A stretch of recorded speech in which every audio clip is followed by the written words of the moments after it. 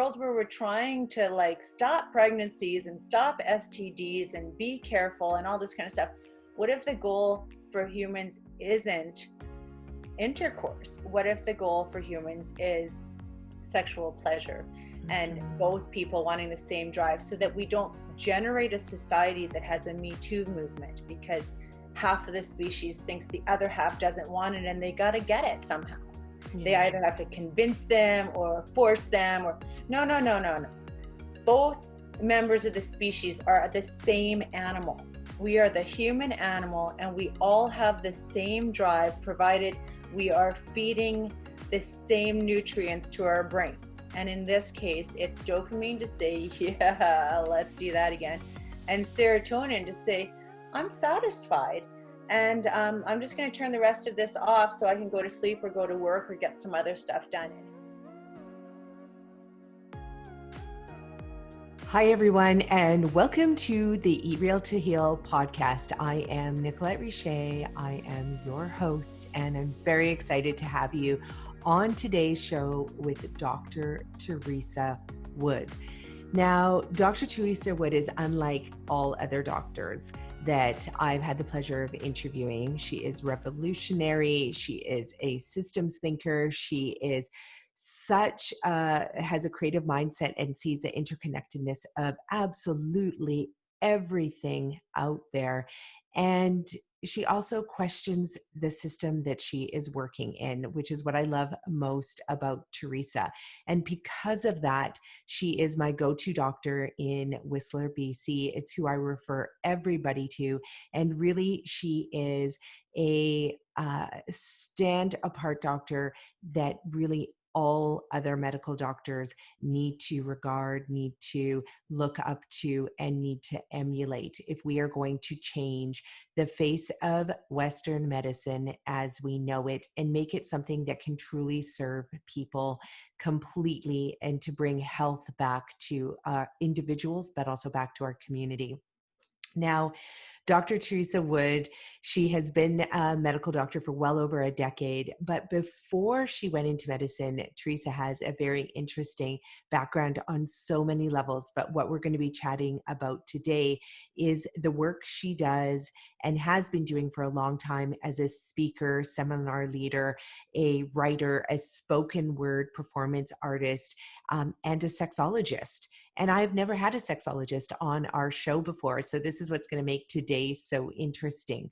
Now, Teresa fully believes in food as medicine and eating real to heal. But this show takes a little bit of a different turn where we look at sex as health as well. And what does that mean? Because a lot of us eat well, we practice yoga, we exercise, we go to bed at 10, we get our rest, we are mindful, we show gratitude every day. You know, we're doing it all right.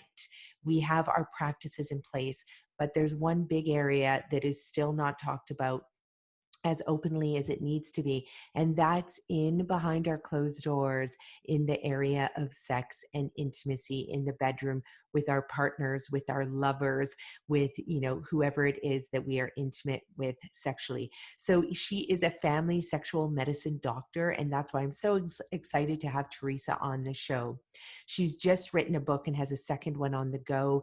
And I cannot wait for it to be published because it is a book that is definitely going to change people's lives. So really the theme of our show today is about making love to yourself. So you're all going to want to listen up.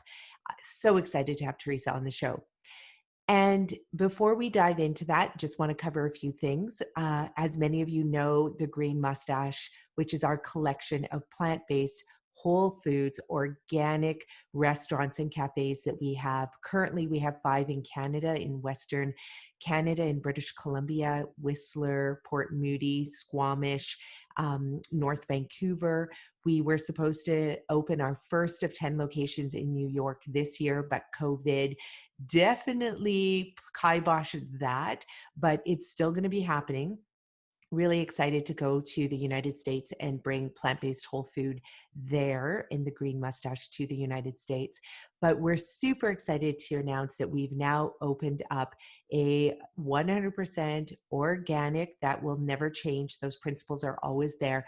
But we also have a grocery store now where we have all of our products. We have 110 plus different food products, but also we're bringing in beauty and home and skin products and cleaning products into the shelves as well. But we've opened up our zero waste store in Function as of 3 weeks ago. And we now have our Village location open. So if you're listening to this podcast and you are a local and you are in and around the area, please come visit us and support the opening of the Green Mustache.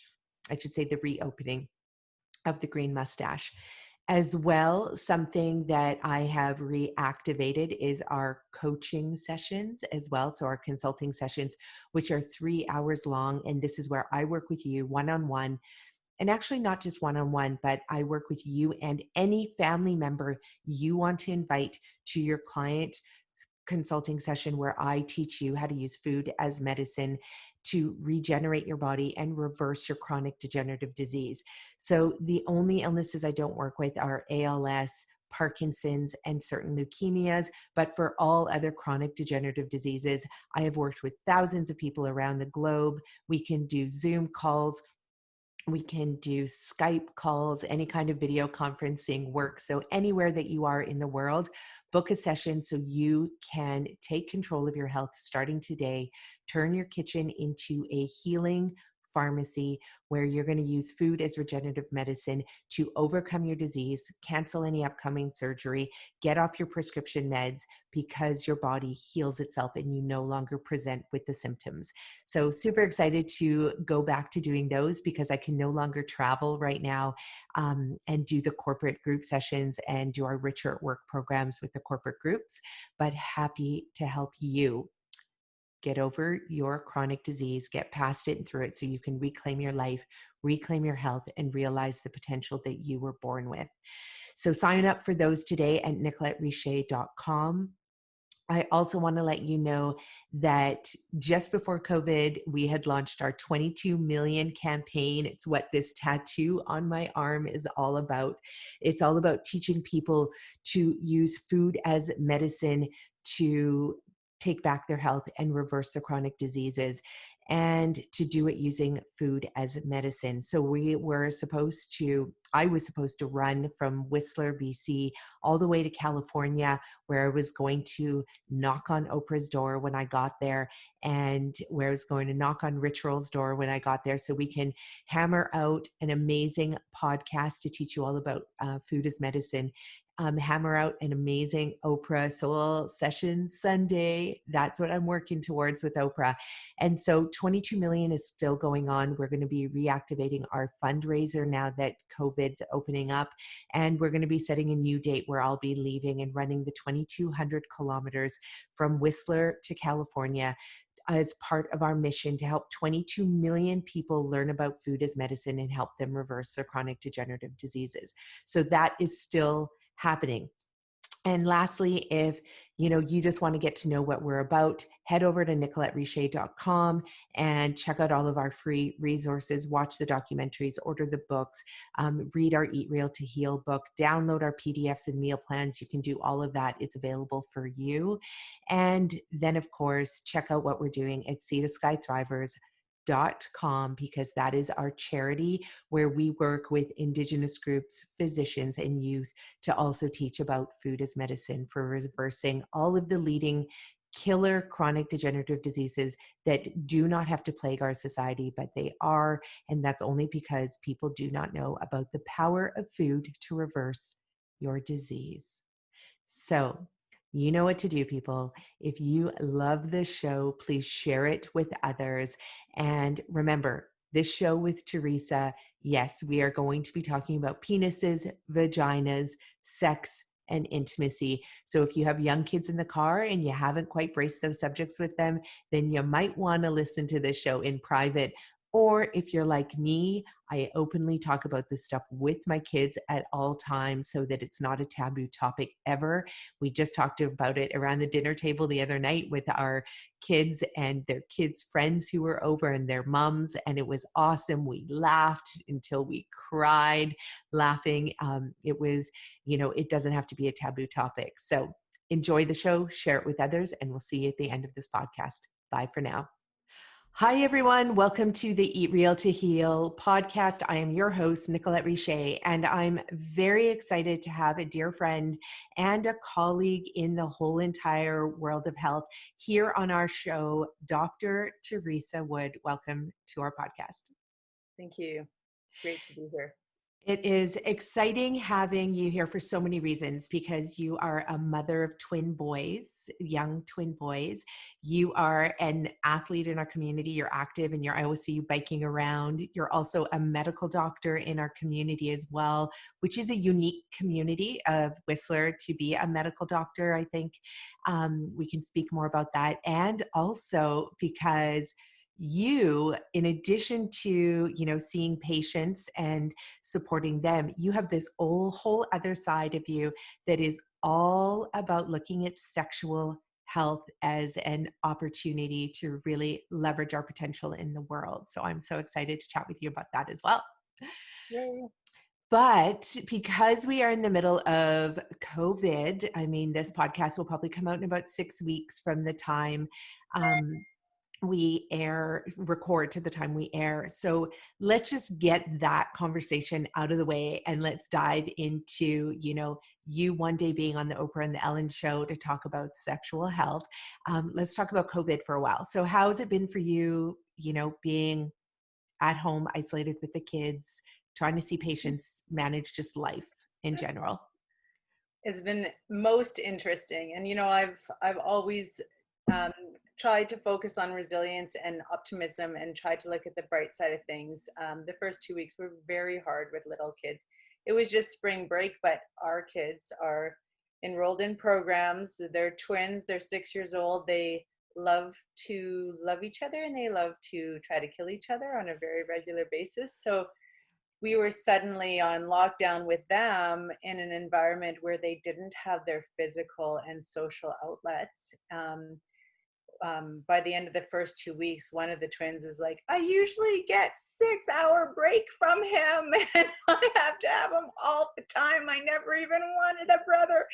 So, sibling rivalry has been huge for us. And then trying to find time to see patients, which we were suddenly expected to do online, and with a rising mental health need. And I used to be quite involved with the mental health in this community. So some of my patients from before I went on sabbatical for writing my books this last year were seeking me out. And yeah, I had to figure out ways to get them kind of quarantined from me while we were all in quarantine so I could actually talk to people. And it's been a lot. But we've learned some pretty cool things, like what it is about one guy that means he needs space, and what it is about the other guy that means he doesn't really like to be alone, and then how to work that together. So really, for 6-year-olds, there's been a lot of advanced emotional and spiritual growth in a really short period of time. And in some ways, it's been good that they've had this time of forced family time to sort that stuff out. And it's nice. Yeah, no, it's the same in our household as well. Like with the 3 girls, is that, it makes a difference to have time away in the separate classrooms and the separate activities and with their separate friends. And then we went through the same thing. Like the first few weeks were like continuous breakdowns, and yeah, it was wild. I was like, how are we going to do this if it's going to continue for like months on end, let alone weeks on end? And but then there was a flip. And then all of a sudden, something switched, and they all of a sudden, started to get along more. Still definitely every day is like up and down, but there was a switch, and I am super grateful actually for the fact that they've had to work through just being together, which is probably the way it was like in the 1900s. Kids lived on a farm and they only had each other, and neighbors were like miles away. Right. So then just going to the mental health piece, Have you, like, you've still been seeing patients online, and have you been seeing them in person as well, or how's that working? I haven't been seeing them in person as well because I was still on sabbatical planning my return to Oh, work at right. a clinic that we had in town here, as we were waiting for it to change hands. And that clinic has closed its doors, probably due to the COVID things. So, what I've been doing actually is seeing a lot of my colleagues who during med school relied on me for maintenance of their mental wellness on the team. And then during this, I had sent some messages out and said, hey, how are we out there? Because many of these are on the front line. So I've been working with them, as well as patients that I've known for a very long time who reached out to me for continuity of care with their mental wellness issues, especially in the heightened environment. I think some of the people self-isolating have been having a very hard time. And some Mhm. of the parents of small children have been having a very hard time, and especially single parents, which is a whole other thing because there is Yeah. zero downtime for single parents. And so, yeah, I've been continuing to see those people online, often after my kids are in bed at 8 p.m. Or if I Wow. could, Kung Fu Panda 1, 2, and 3 have allowed me a few hours here and there to do Yeah. that, and also some great conversations about Zen. So that was interesting. And what have you seen, people from the Zen perspective and really looking at it, this whole experience as maybe even being a spiritual uplifting experience? Like, what have you seen then that's been pretty remarkable? Oh, well, some people are very resilient and at least open it to the conversation of resilience. And I think in a time like this, when we don't really even, I mean, I don't even know what I believe is going on.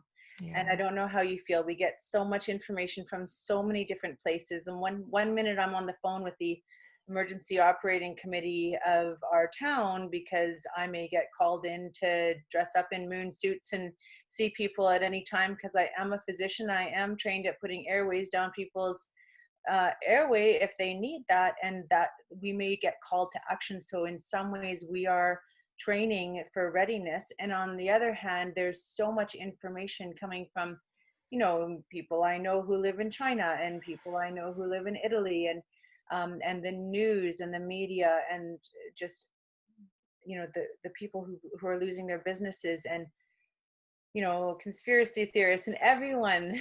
We've Yeah. got so much coming at us, but what I feel is the earth, the planet, the world has almost hit a reset button.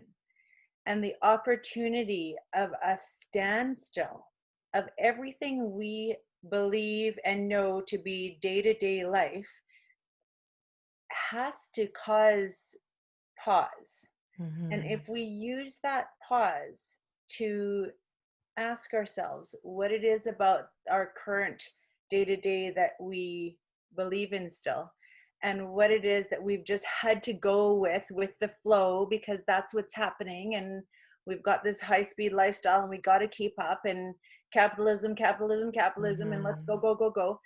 So all of a sudden we're on standstill. The skies are quiet. There's no planes. You can't even get to your sick family member in another country who you would not have imagined not seeing before they passed, and they passed. There's Hmm. so much pain and heartache available, and there's so much opportunity at the same time. I remember one of the first things my spouse said when we met, and I was having a very hard time in med school with a certain situation, and my spouse said, um, there's an opportunity in everything. And sometimes the greatest opportunities come from the hardest challenges. And this is one of the biggest challenges we will see in our lifetime. And the whole world is experiencing it simultaneously. And Yeah, that's incredible. I it feel is. lucky and blessed to be alive during this time, and just so curious to see what's going to come out of it. Are we going to resume being the virus we have been to this planet that she might have been trying to get rid of for some time, and talking to her planet colleagues and saying, what do I do? I've got this virus that doesn't seem to want to keep me alive. It's Will, true. right? Yeah. Will we come out of this with a new view of ourselves, of relationship, of sexuality, Mhm. of parenting?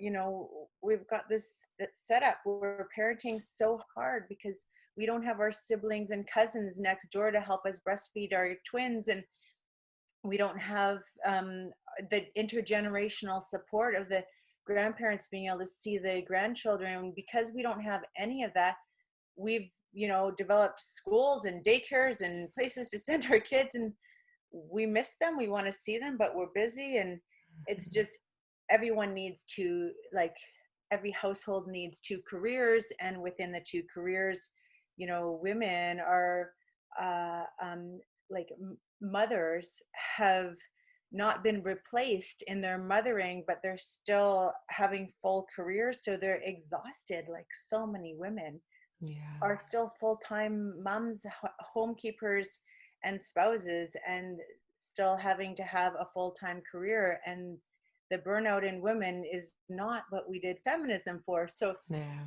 what happens when we pause? And I'm just hoping that other people are out there going, ooh, how could we do this right? If we were to hit the reset button, unplug the computer of the planet and plug it back in and see how we start over.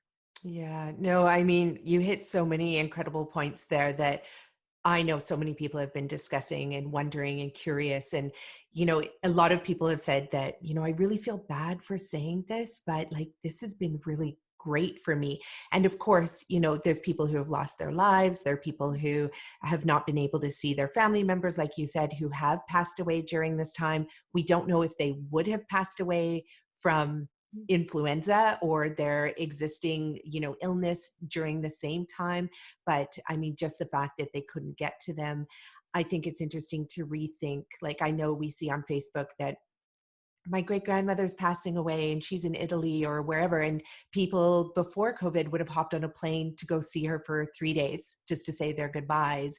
Whereas now you can't do that, which is really the way it was 100 years ago. We didn't get to jet set all over the planet, to try and be close to our loved ones. And it's definitely a time of rethinking absolutely everything we do. And I know for myself and my husband, we said we'll never return back to the way we were operating before this whole thing hit, because it was craziness the way we were operating with all our businesses and our children. And, we were so in the, I don't want to call it a race because we weren't racing or competing against anybody, but it really just almost like a race for just survival, right? To be able to pay our mortgage, to be able to do all of those things. And we've just said, never again will we do that. Like, we want to actually close our store 2 days a week, like it was in Europe for so long. Nothing's open on Sundays.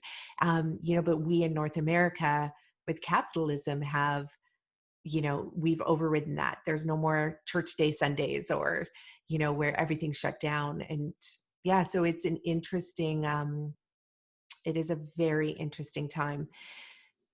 Going back to one of the things that you mentioned as well is like, what do you don't even know what you believe in around that. I just want to touch on that a little bit, because I think we look to our medical professionals, we look to our scientists, we look to, reporters and journalists and everybody to try and say things about what is happening. But in reality, like, can we even, I don't want to say trust what's happening, but can we even know right now while we're still in the middle of it? Oh, that is such a good question. You know, my first degree is in philosophy, and one of the things that I tried to remind my colleagues while we were learning medicine even is that facts, medical facts, are constantly changing, and facts about what's happening in this moment will be constantly changing. I have the actual experience of one day talking on the emergency medical committee about one subject, and the next day it being completely changed because on a day-to-day basis, in a time of such extreme change and so much uncertainty, there is a constant flow. And I think you're right that it's not going to be till maybe 10 or 20 years when we look back on this.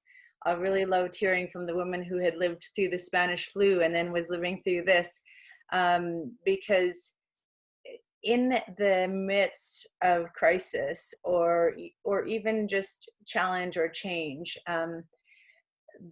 it's very hard to assess what is really going on.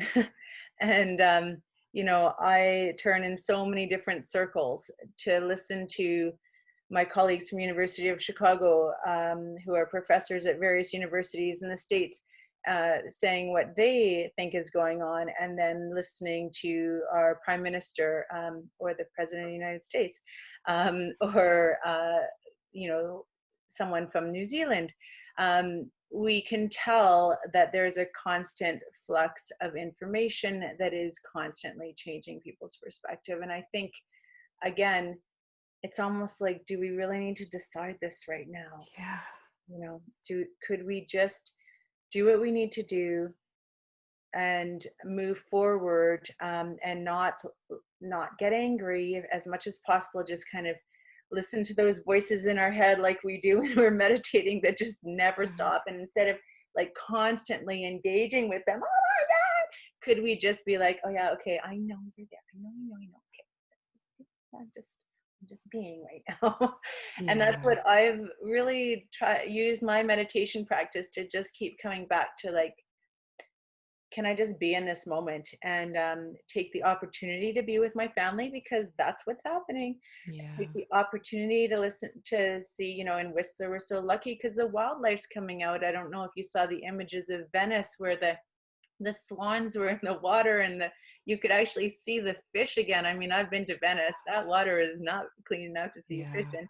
So it really gives us an opportunity to just see what the world is like without the constant influence of us, and question all that, and let us form an opinion, now, because that's what the human mind does. And let us be open to letting that opinion change, and just not get angry at other people who have a different one, because of course they do.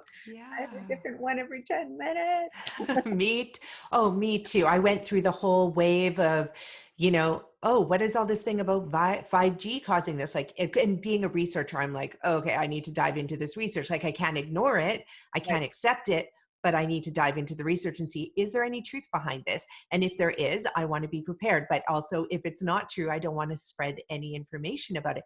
So then it went from that to being like, well, was this virus already within us, the whole entire time? And now it's just like, we're actually able to recognize it. And then going into, was it human created, to being, like, was it even created in China? Like, did it not? Maybe it started here, and maybe I had it back in like November when we all came down with a cold, and we just didn't know. Like, it's literally changing. And then now seeing in the research that, where they thought it was a respiratory illness, there's a whole nother line of research that's come out, because there's been time to go back, look at the autopsy reports, do more research, see this. And now they're like, oh, you know what? It could be actually a different type of treatment that we actually need, not the treatment that we've been doing to date. So, within that, I'm changing as a researcher every single day. My opinion is, fluctuating. But the one thing, and I mean, so this is as our opinions are changing every day and as we're interacting with other people, like, how do you respond to people when people are asking you about this, especially being a medical doctor? I'm sure people are like, what's going on, Teresa? Like, you're the end all be all because you're a medical doctor. So how do you respond?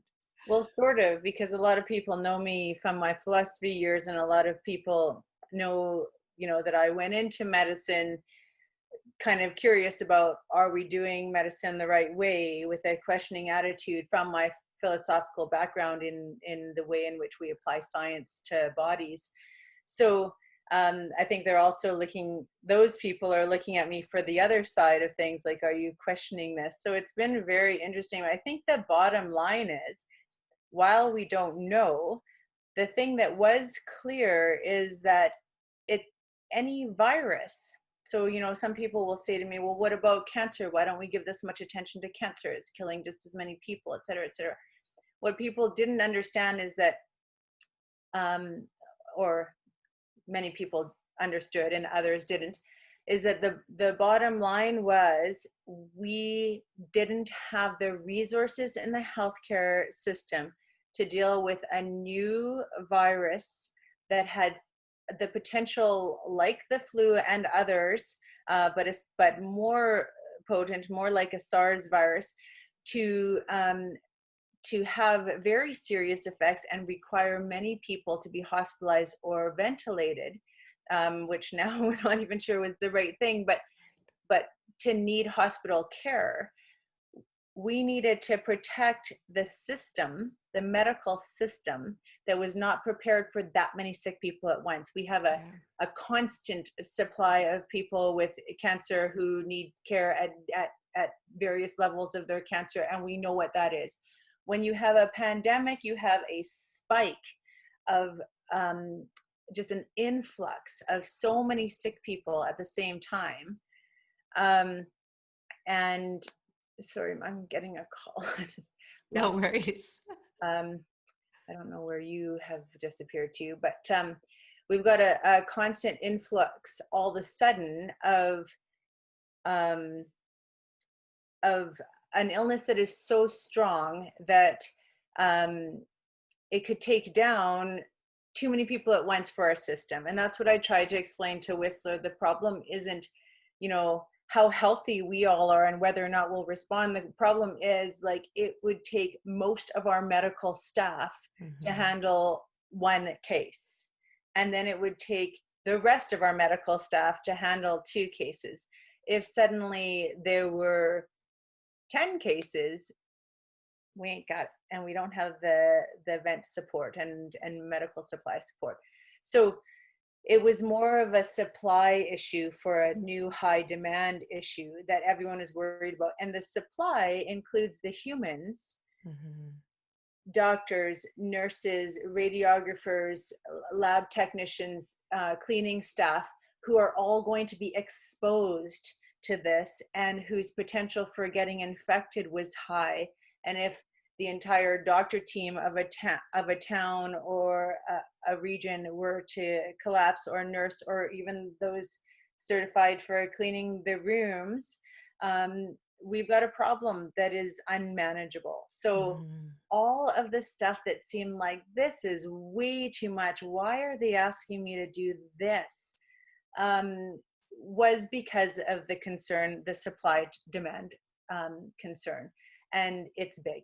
It's very big, and we saw it happening in Italy, and we even saw some of it in Eastern Canada. If the doctors start to fall, there aren't very many other people who can solve the problem. And the same is true for the radiographers and the lab techs and the nurses.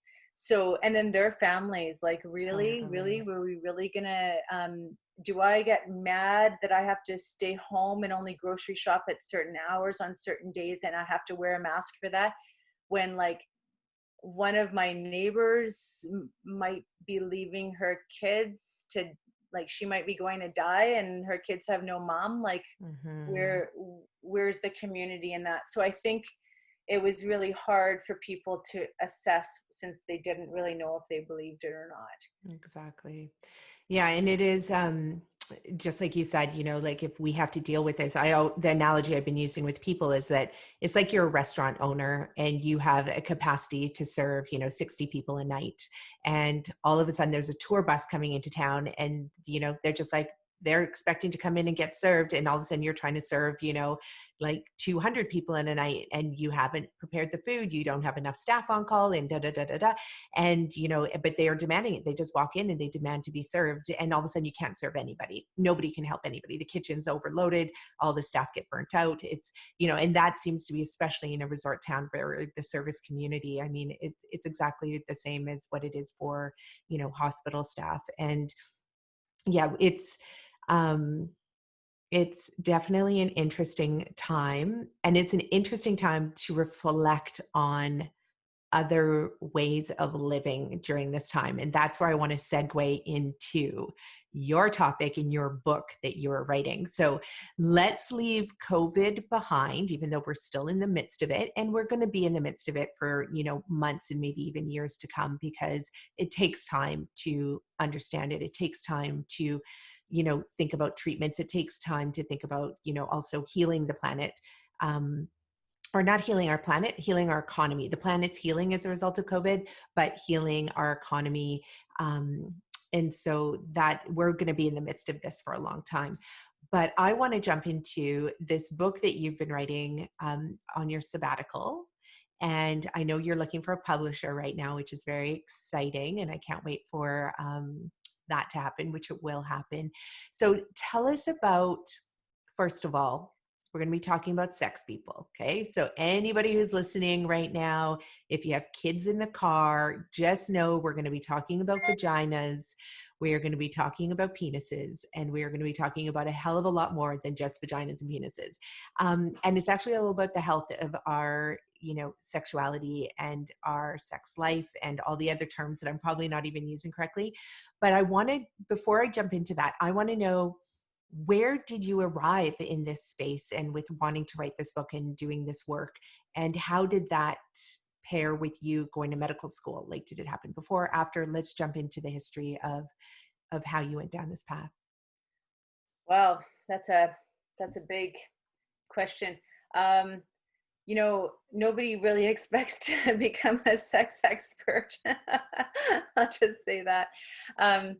I think what happened was I always had, kind of a questioning attitude about the way in which we studied things and the way we applied science to human bodies. That was, some of the approach of my philosophical training in college.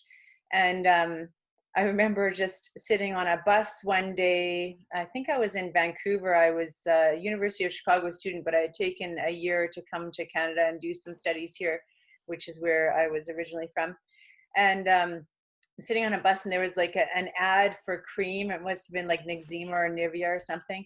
And there's a picture of a 30-something woman, and a picture of like a 17-year-old guy, and it said across the top, women reach their sexual peak at 35, men at 17. Fortunately, there's Nivea or whatever the cream was. And I just sat there and I stared at it. I'm like, am I really seeing what I'm seeing? And oh my God, we have a problem. First of all, there are no other species on the planet where the female of the species would reach its sexual peak almost at the end of the time it was able to procreate, and at a completely different time than the male of the species. I mean, it's just not biologically sound to say something like that. So then I was thinking, well, where did they get this idea? Well, they got the idea from the research. The research was asking actual people when they reached their sexual peaks. And so what we were having was an actual fact of the time in the 90s where women were reaching their sexual peak decades after men. And I thought, well, what's the problem? That's not a biological fact, so that must be an education problem. That to me was the sign that the way we were talking about sex, or rather having a very difficult time talking about sex, was creating an environment in our society where men were reaching their sexual peak at probably quite close to the normal biological functional time.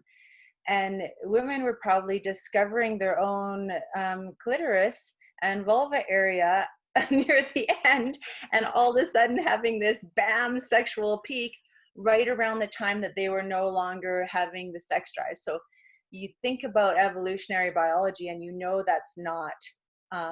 that's not true of creatures who aren't thinking and teaching each other stuff that probably shouldn't be taught. So Yeah, all of a I'm sudden, at bus stops. I had to do something about this, and I started talking about it. And finally, one day, someone called me and they said, Teresa, we're doing a health week at SFU. They're they're talking about the things we don't talk about. And everyone says, I got to call Teresa Wood because she's going to come and wow us about something that no one else will talk about. Totally. And I made a joke and I said, oh, I see. You want me to come talk about female ejaculation. Yeah, exactly. And that joke changed my life because she said, that's exactly what we want you to do. So I was, Awesome. finished my philosophy degree, doing my pre-medical studies to go into med school, and I started writing these talks and teaching people to unlearn the way society had taught us about sexuality, which is very procreation based and very and procreation based means intercourse based. And even at the beginning of this thing, you said penises and vaginas, and that is the thing. People think penises for men and vaginas for women, whereas biologically speaking, the analogy is clitoris and penis, but we're not even allowed to say the word clitoris. And if I put the word clitoris in my Instagram post, Instagram won't even pass it around because I said that word. But we can say penis, like even my little kids can say penis and get them to pronounce the word clitoris. I mean, mine can, but can anyone else's? So the thing is that anatomically speaking, the analogy and the sexual pleasure pathway is virtually identical between the clitoris and the penis. And the clitoris is not mentioned in our sex education until very recently. And it wasn't mentioned in my medical school training. And I went to school in 2002. And we did not discuss the anatomy of the clitoris. And there was a woman at UBC, Shauna Penhale, who was who had actually reopened the anatomy department to study exactly that, because she argued that it wasn't in the textbooks. The nerves for sexual pleasure were going all the way to the tip of the penis in the male, and we're ending some nebulous spot inside the pelvis where surely they disappeared into the nothingness once they came.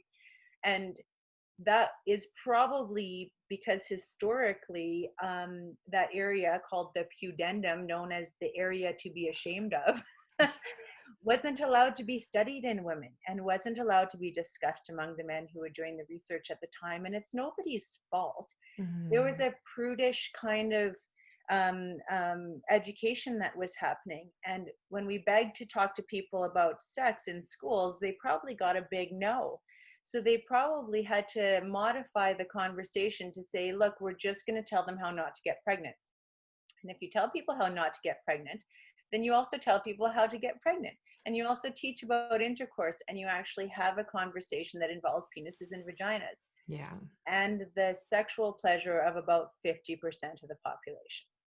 Well, I mean, just in everything you said, I'm like, have all these questions. And I'm like, so what is true? Like, does our libido like die off at a certain age, or, can it keep going? I hear all different stories. I hear stories of women who are just in relationships that just aren't functioning. And so their libido is literally gone. They get divorced and all of a sudden their libido comes right back up, and they have their first orgasm at 50 years old, with another person, whether it's a male or a female or whoever. But, you discover yourself sexually in different ways with different relationships. And and I know for myself, my husband, he signed us up for a tantric yoga workshop a few years ago in Squamish. It was amazing. The first day was all about men and, their sexual everythingness. And then the second day was all about the women, but you had to be there for both.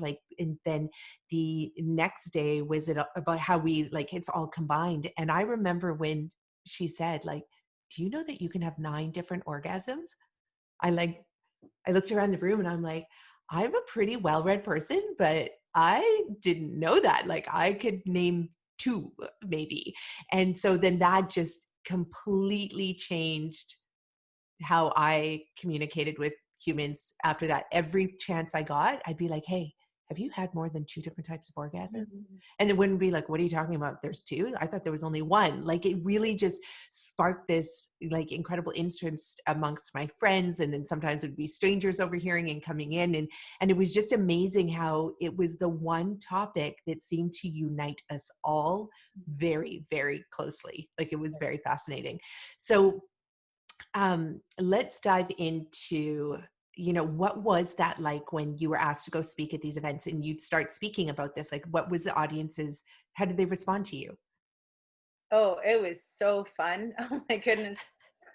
I mean, I started them at Simon Fraser University, and then it kind of spiraled from there to various universities across North America, and then also conferences and so on. But the thing is that people just, it was so refreshing for someone to hear conversation about sexuality and sex that wasn't batting and wronging it. Mm-hmm. um, and that was giving a perspective that was also not shaming anyone. It was nobody's fault that only 50% of the population was having regular orgasmic outcome.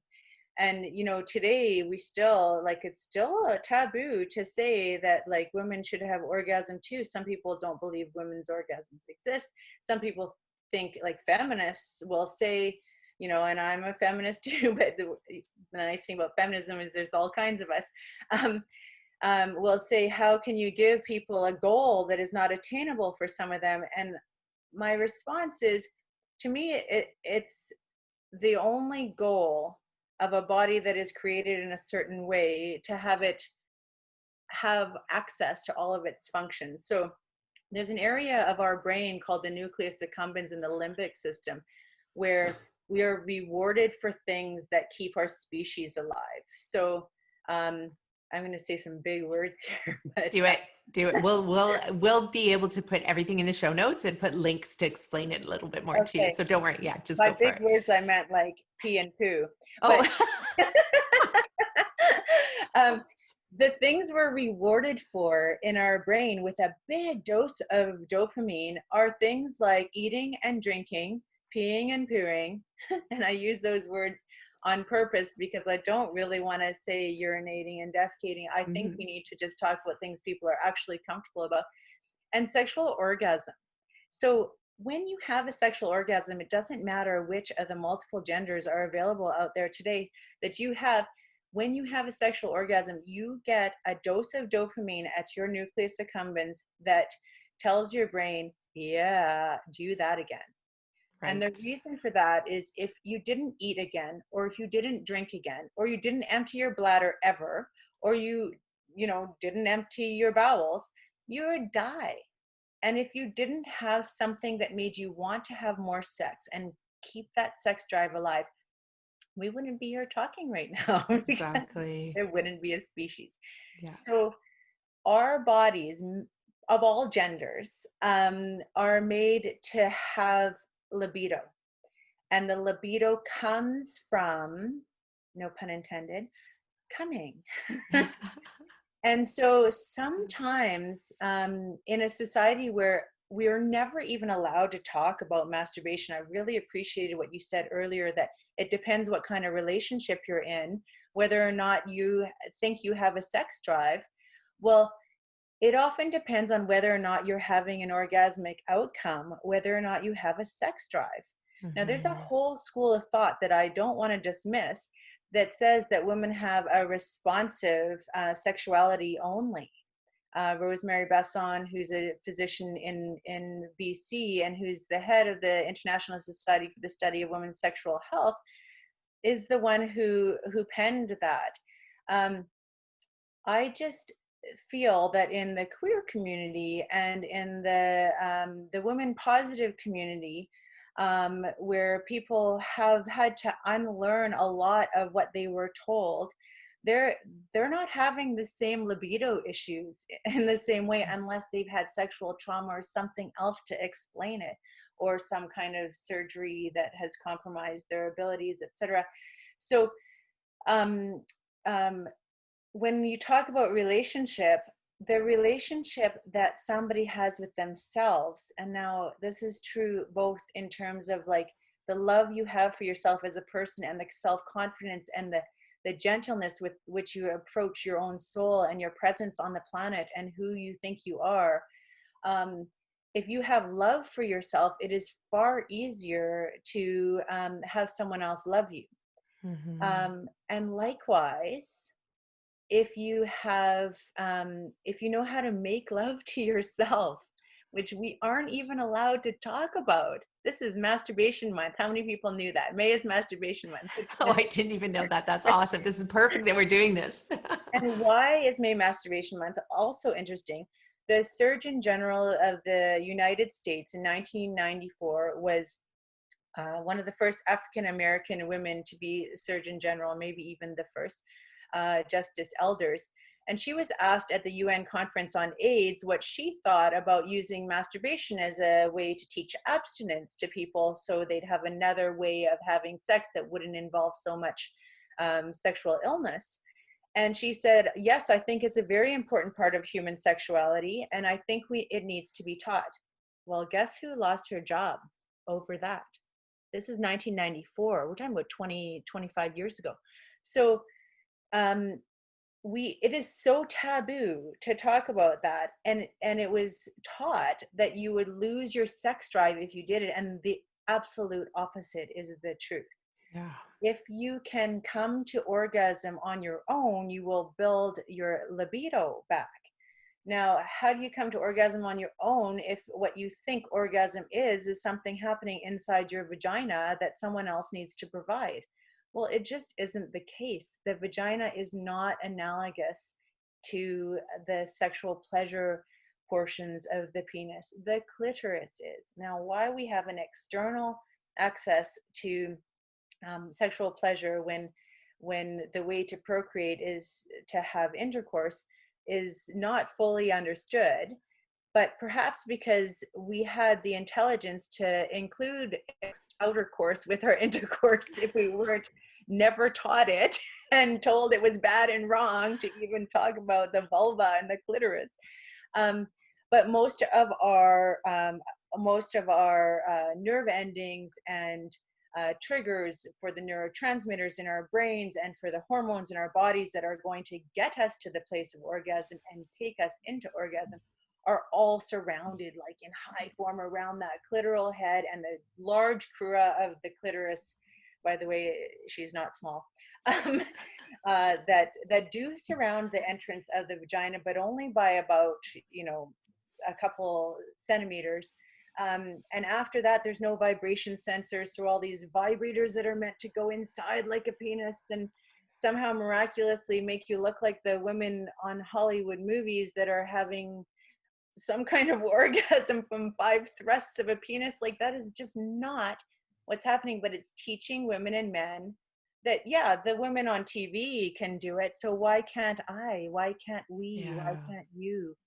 And that's the goal setting that I'm concerned about. And I see that actually a lot, like even just amongst friends and clients. And, it's one of the things that they'll bring up is they're like, well, I can't orgasm. And I was like, well, what does that mean? Like that you can't orgasm, is it at all like on your own, through masturbation, through your clitoris, through your vagina, like, and then when you ask that, they're like, oh, I can, have an orgasm this way, but I can't have an orgasm that way. And it's true, like with all the porn that is out there, with all the television shows now pretty much showing everything, it really, and I have 3 teenage, I have two teenage girls and then one who's 9.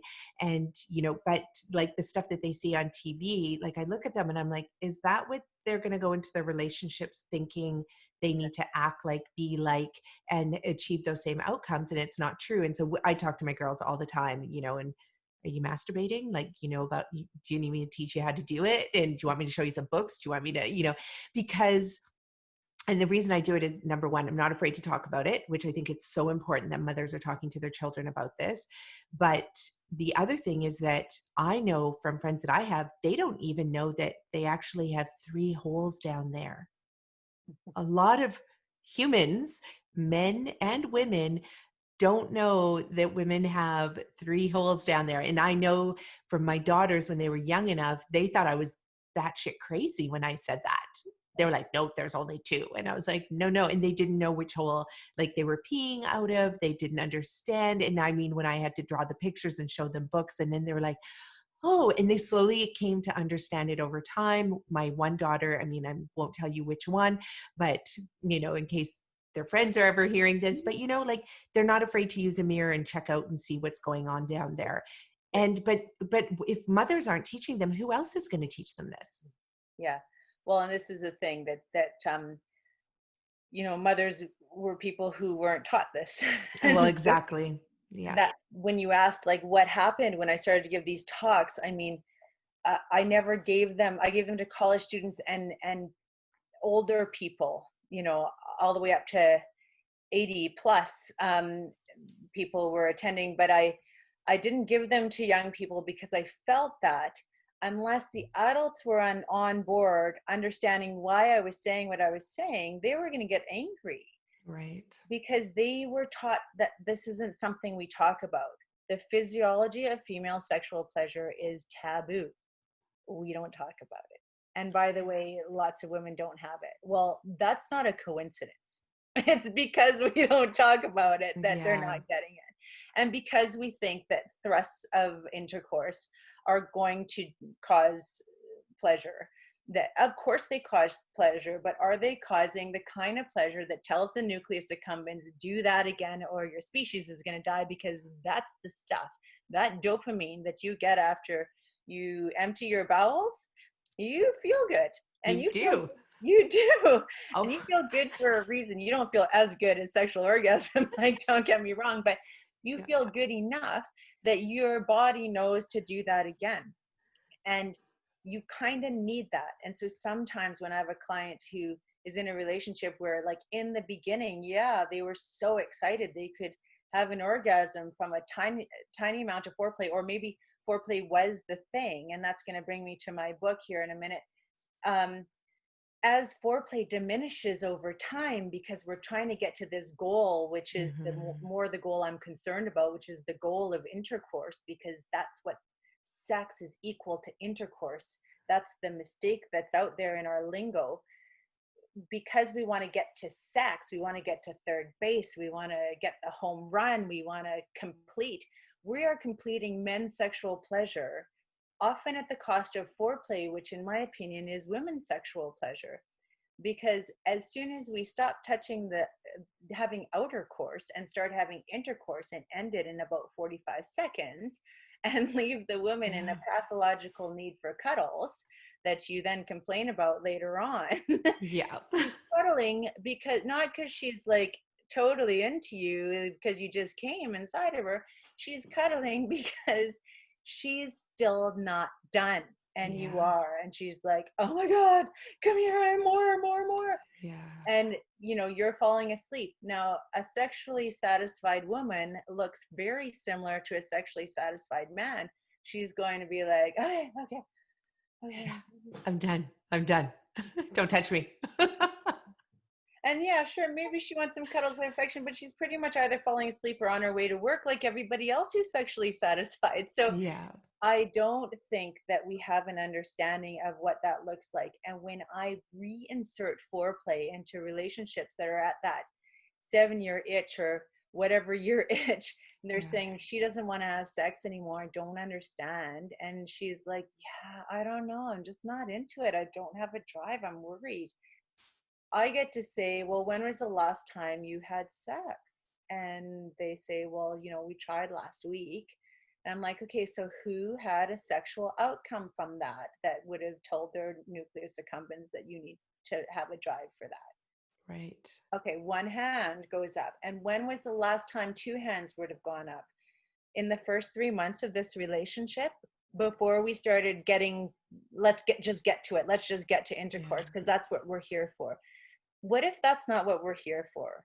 In a world where we're trying to like stop pregnancies and stop STDs and be careful and all this kind of stuff, what if the goal for humans isn't intercourse? What if the goal for humans is sexual pleasure and both people wanting the same drive, so that we don't generate a society that has a Me Too movement because half of the species thinks the other half doesn't want it and they got to get it somehow.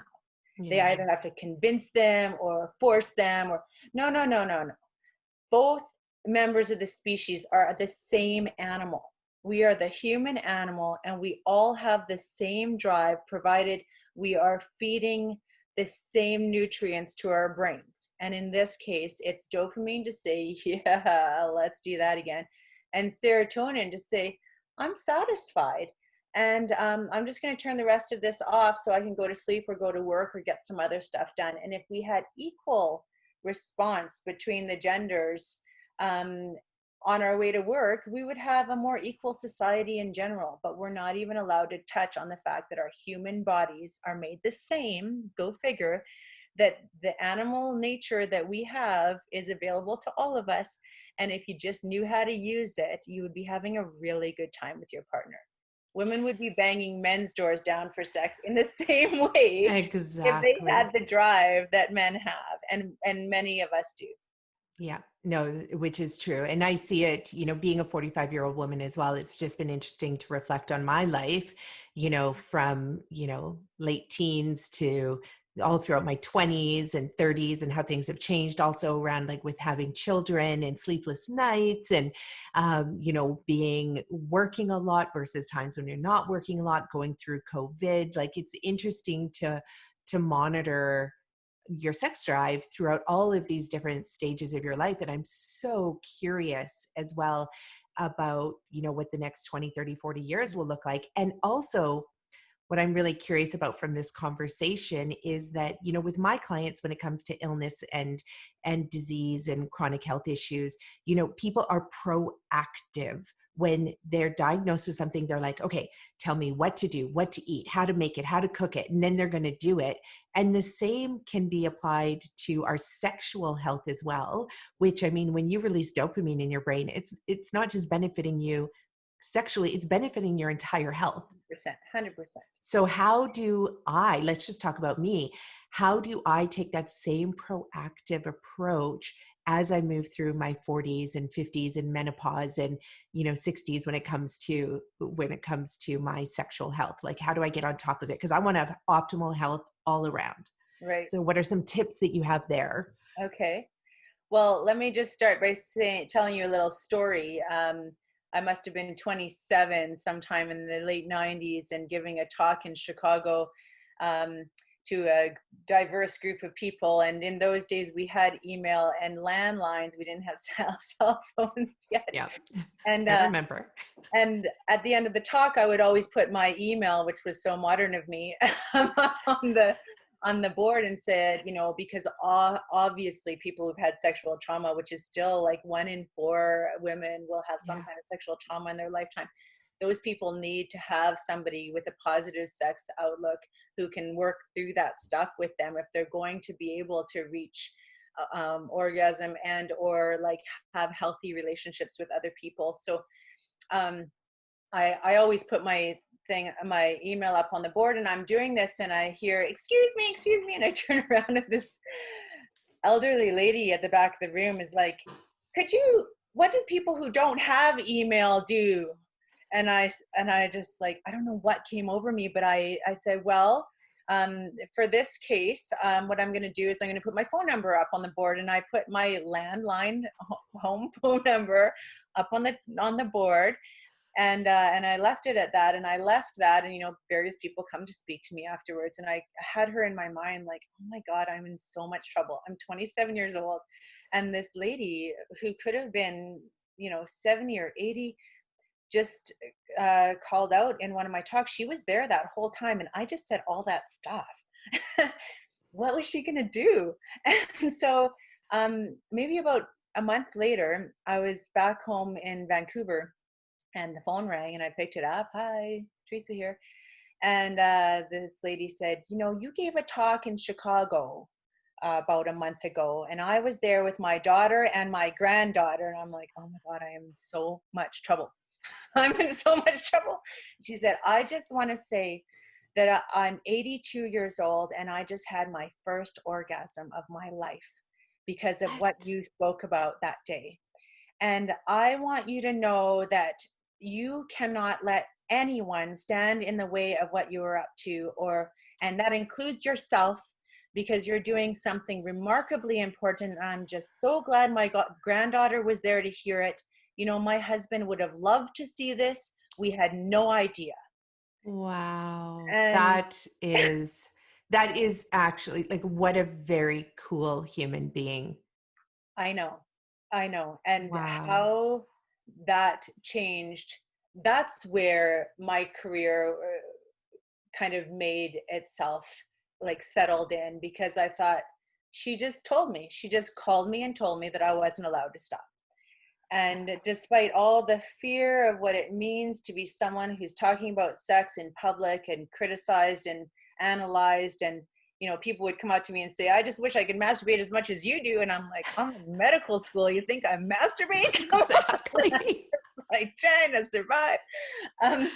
But people have formed all kinds of opinions about people who talk about sex, and they can't help it because they need to put it on someone else so they don't have to have it on themselves. And that's my job. I stand up in front of a group of people and I try to wear all of the insecurities so that nobody else in the room has to, because we have so many.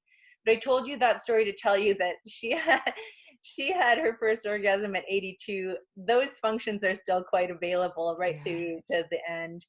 Um, the desire waxes and wanes certainly with our hormones, which is why, as a female going through the menstrual cycles, we are wired biologically, the animals that we are, to procreate.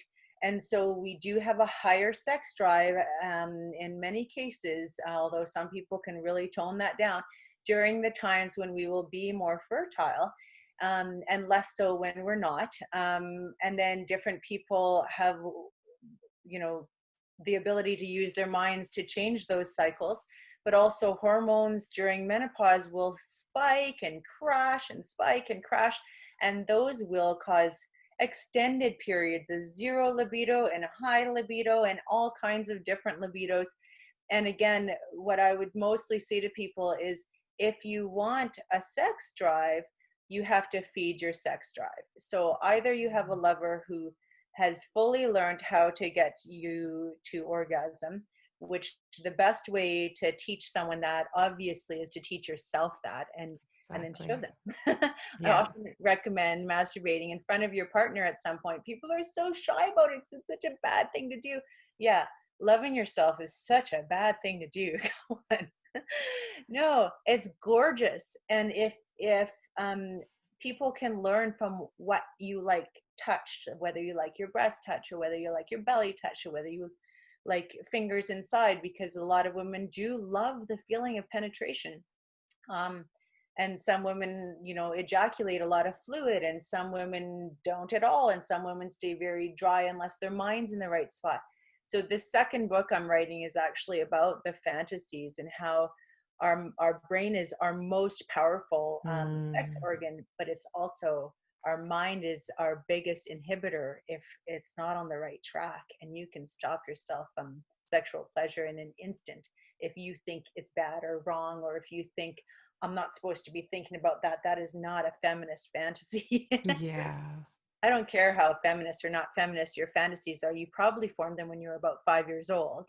And if they've been locked away since you were 5, then they're still 5.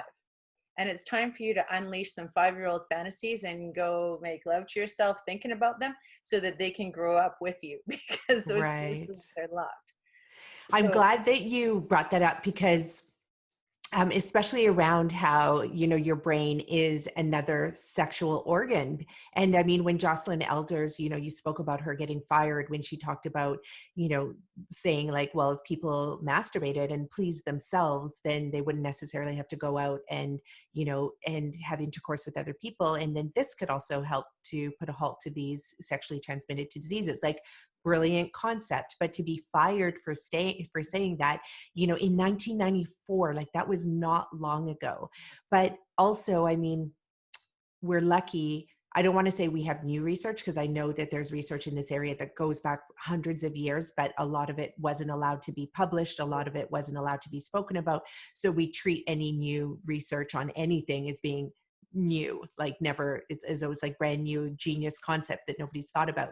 But I love, there's a great TED talk, we'll put it in the show notes, and it is about how you actually have your orgasms in your brain. Like, you might think that you're having them through your penis, through your vulva, your vagina, your, clitoris, anus, wherever, but you're technically like having them in your brain. And I really love that research that's out there, because it's true. And everybody can relate to that. We've all had wet dreams. We've all orgasmed in our sleep. And, so we know that there's far more to it than just these, organs that are down there versus this one big, beautiful organ that we have up here in Right. our head.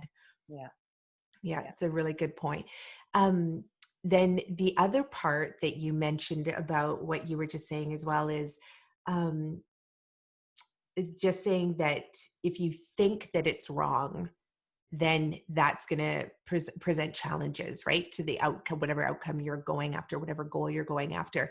And talk a little bit more about that, because, and also talking about the fantasy piece, I want you to touch base on that too, because I know a lot of women, they'll think like, oh, I shouldn't think that. I shouldn't fantasize about that. I shouldn't think about that. And how limiting is that for our sexual health?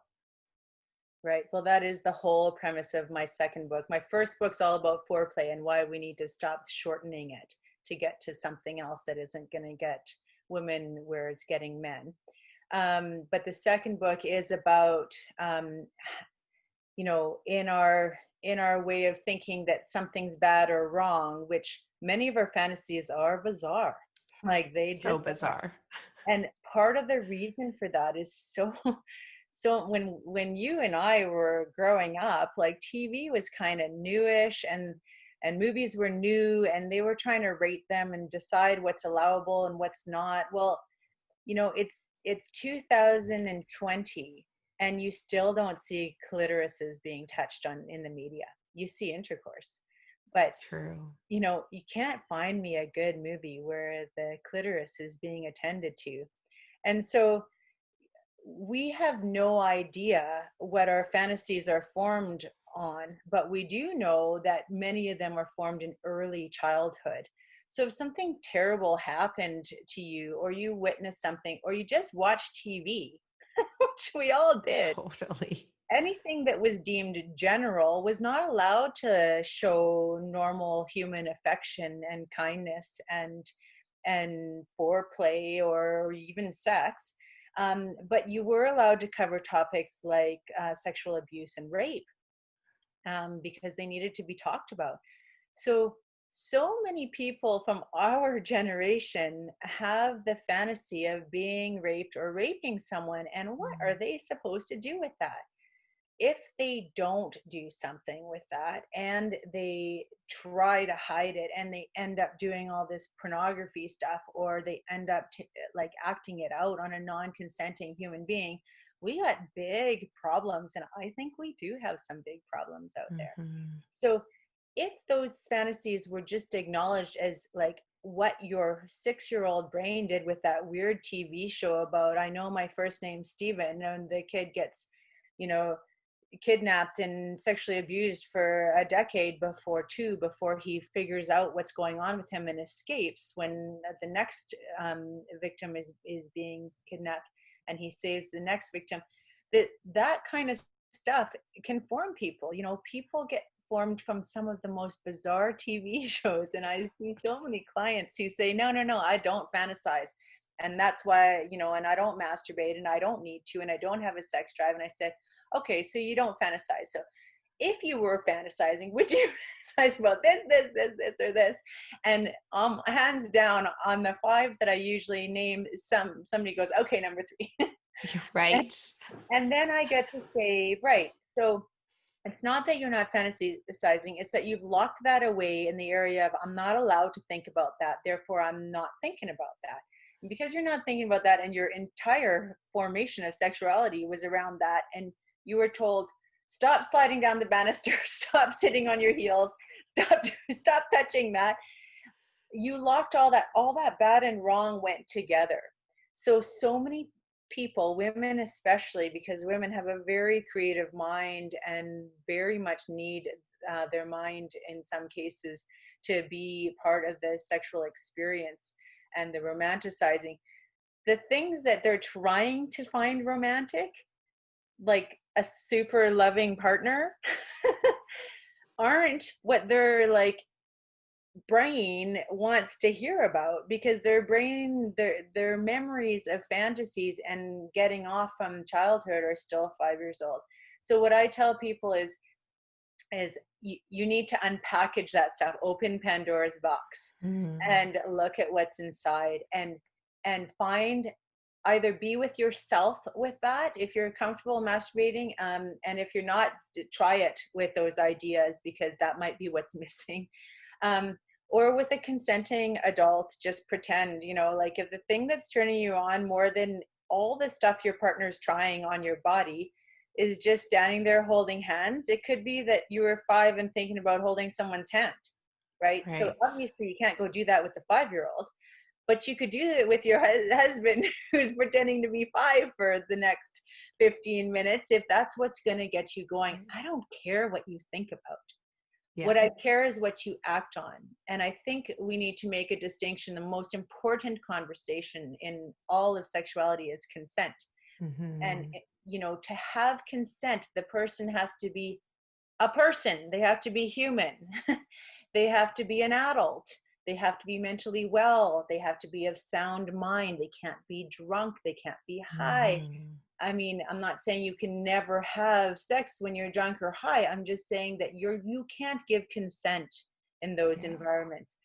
And if you're not mentally well, there's all of these things that, if you are giving consent to something, then that thing is okay, and you're allowed to take back consent halfway through something if you change your mind about it. And that's what's so nice about self-love. It's really easy to sort out if you're consenting to your own self, touching yourself in a certain way, Totally. and whatever ideas are going through your mind. So I'm the kind of feminist that says, I don't care how anti-feminist your idea is, if it's getting you off, it's going to give you the dopamine in your brain that's allowing you to go to work satisfied and be everything you can be as an animal species called human on the planet. Yeah. Go for it. It will evolve once you delve into it, and your fantasies will grow up with you. But if they're not allowed to come out, then they're locked away at that age, and they may not progress. Yeah, and then you don't get to experience, like, what the benefit of that orgasm or a healthy sexual, life. And I remember I don't know how I came across it. You're reminding me of a series of books I read like 2 decades ago by Nancy Friday. Did you ever come across that series?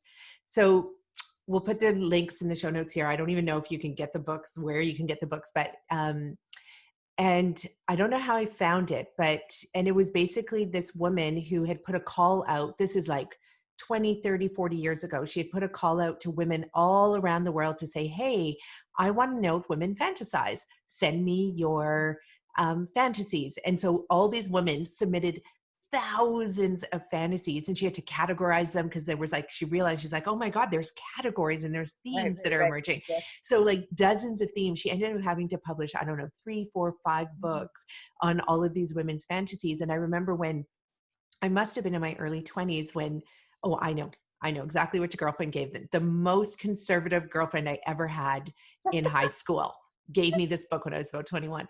And so, I remember just opened up this conversation between her and I, and we were like, this is remarkable, but it actually validated that we weren't crazy women who had weird, perverse minds. And we were just like, oh, this is normal. Like, women fantasize about all these different things.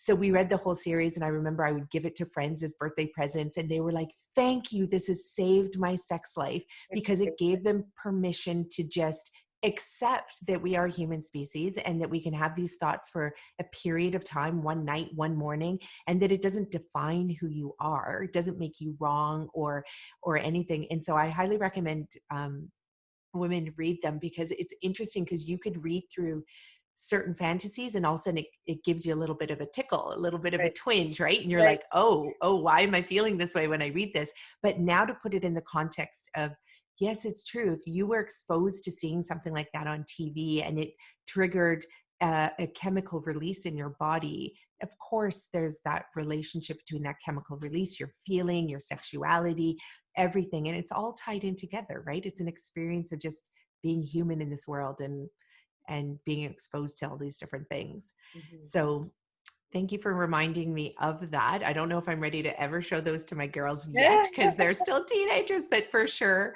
I one hope day I want to make. everyone's taking notes because it sounds like something they could use for their self-love session later on.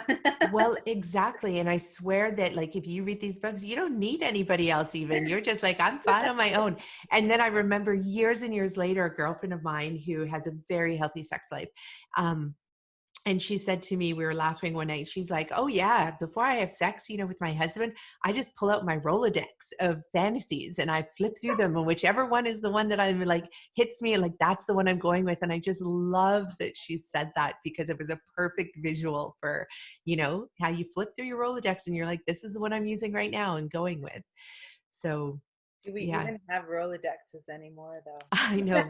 For people who are listening who don't know what a Rolodex is, Google it. But so I love that thanks for reminding me all about that. So let's dive into, so you have these two books, which you've written one of them. Have you written the second one? I'm just starting the second one. Yeah, I'm just starting the second one. I've kind of got maybe 6 in my head, and this is all because I used to give this talk. Well, originally at SFU I gave 2 or 3 half an hour talks. One was called um, one was about female ejaculation, and then one was called hot sex tips for guys from dykes, which was very well attended. Okay, sorry, could you slow down and can you please say those two titles again, because those are brilliant. Oh, well, the first one was about female ejaculation, which I changed to ejaculation because it's not about Jack, it's about Jane. Oh, ejaculation, I like that. that.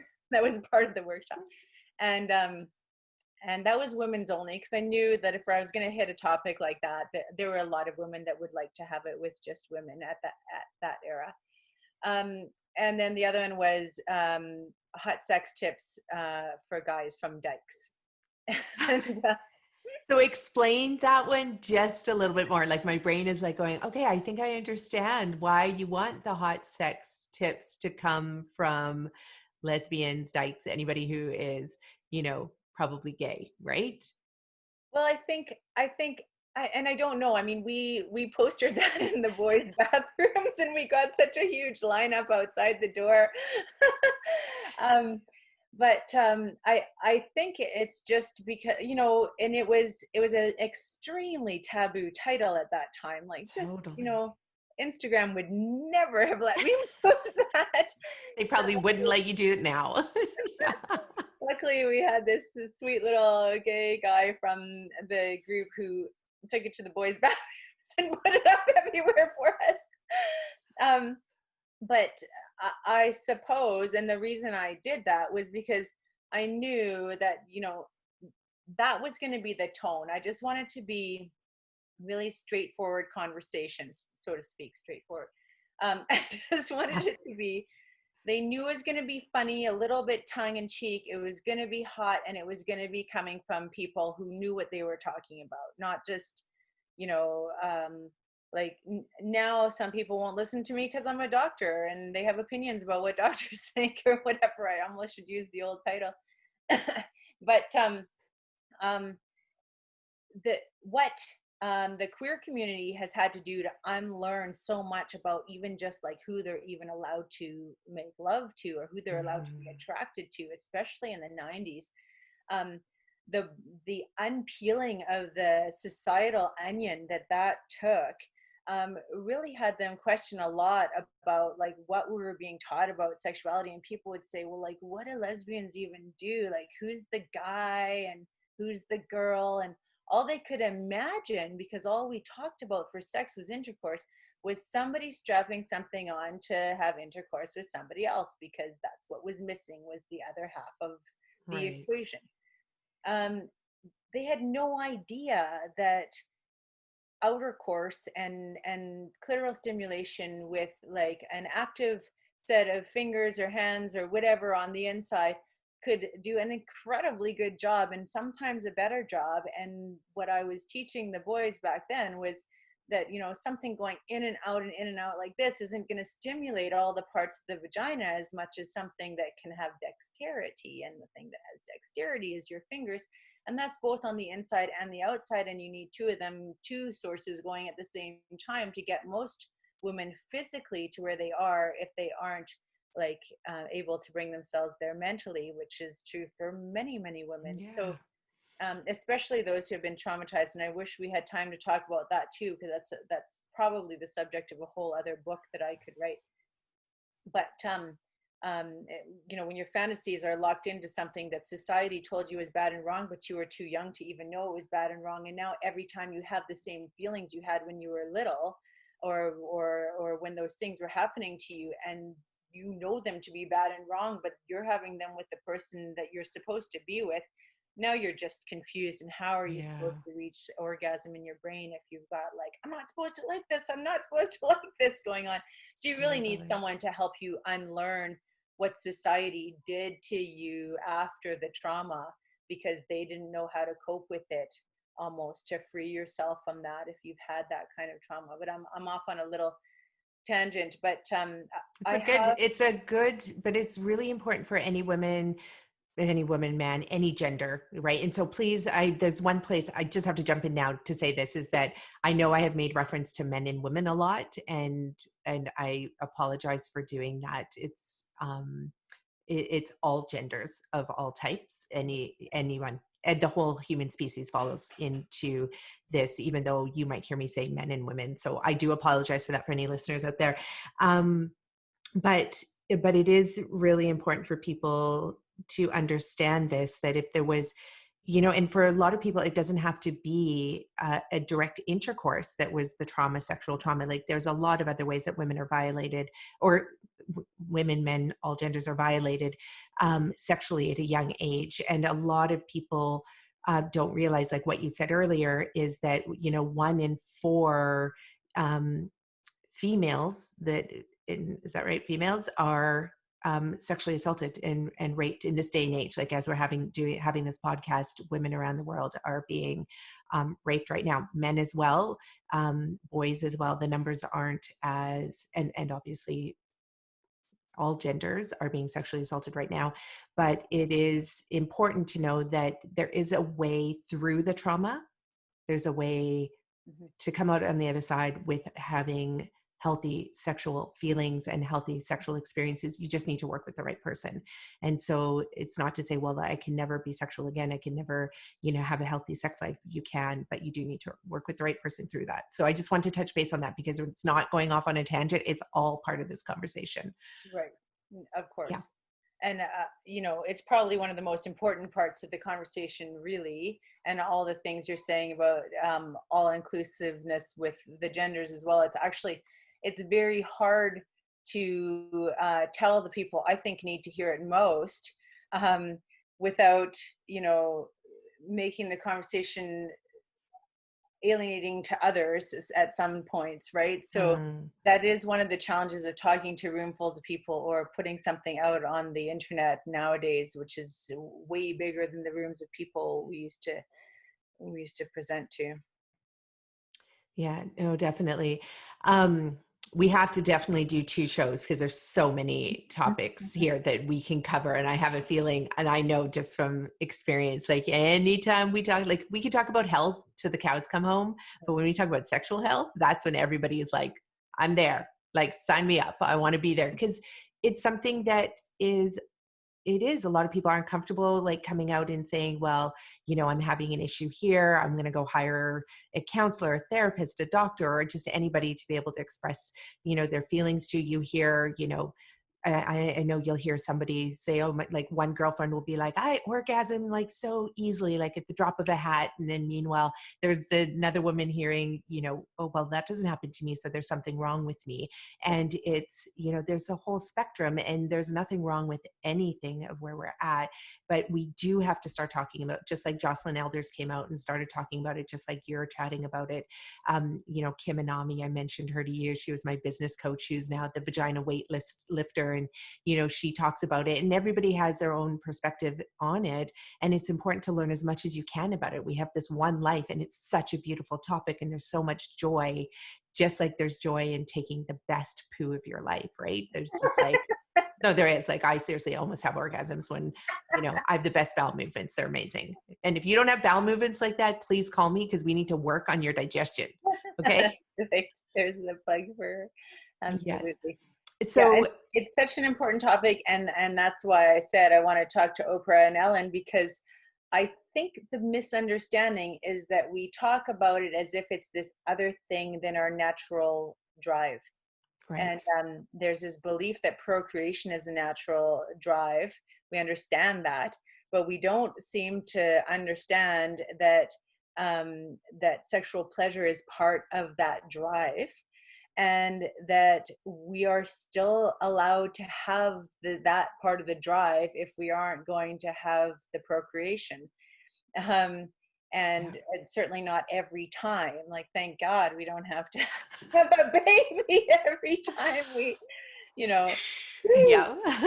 But like, the way it helps people just get through their daily life, it's a normal part of your health.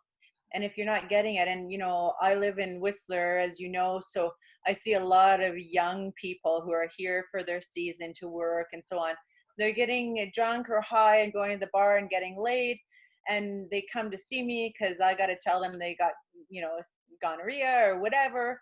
And they're so scared to hear what I have to say, but they always like hug me, and they're so happy at the end, because basically what I'll say is, look, you're just really lucky that this is the one you got, because it's 100% treatable with this little set of pills. And what it's telling you is that you got to be a little bit careful, because there's other things that are less easy to treat, including pregnancy. And really, that you got to rethink what you're thinking about sex, because Mhm. if you're out there like responding to other people's needs for intercourse, or what you think is your need for intercourse, when what your need really is a little dose of dopamine up here that you can provide for yourself at home, with zero risk of procreation, zero risk of unwanted pregnancy, zero risk of wanted pregnancy. So obviously you need to have intercourse if you actually want a baby, or you need a baby or whatever else. um, and zero risk of STDs, but also that it teaches you like just how much love and care and sexiness you can have for yourself, and just to be able to say, like, I am hot and I deserve to get off, and I'm going to do that to me, because nobody else can give it to me as good. And it should be that Yeah. nobody else can give it to you as good, or you should go back and practice some more. And I'll say, make sure you're doing it at least 20 times, you know, just a random number, but like, I'm just trying to keep them at home for a minute. You know, do it at least 20 times until you really know what turns you on and what doesn't, so that you can really tell them, because there ain't no one who should be putting their penis inside you until you have come, because the chances of you coming once their penis is inside has gone very close to zero. So Yeah. really, the people with the clitorises should be coming before the people with the penises, if we want every one of those people. That's my gender-free version. Yeah, I love it. I love that. Was perfect. um, and I, you know, I'm very involved in the queer community, so that it's super important to be able to talk that way, but that it's so important for people of all genders to reach that orgasm. And we know that intercourse is like 99.9% sure for people with penises, and very close to about 18% in a lifetime, which means 18% of women report that from intercourse alone they sometimes can reach orgasm. Like this, these are very bad stats. Wow. All you have to do is take your self-love skills into the bedroom, put your hand down there yourself. Nobody else should be driving your steering wheel. You know what's going on. You know how to get it there. You know that she wants it exactly how she wants it, exactly where she wants it, and exactly when she wants it. So she doesn't want someone else to be going at a rhythm that isn't correct. Totally. Your mind's going to stop you. So you learn your own rhythm, and you do it yourself while you're having intercourse. Free your partner's hands for your breasts or your face or whatever else they could be using it for. And and use your own hands on yourself, or a vibrator, or whatever makes it work for you, so that you're having orgasm preferably before the penis comes in, or or you're so close to coming, then you have the penetration during that, because we all know how long that's going to last. It's not their fault. It's not called premature ejaculation, because if you're already on your second or third orgasm by the time they put their penis inside, is that premature ejaculation? It doesn't matter if they last 2 seconds. You're already coming, right? Right. It's only premature if you're not going to get there because of that.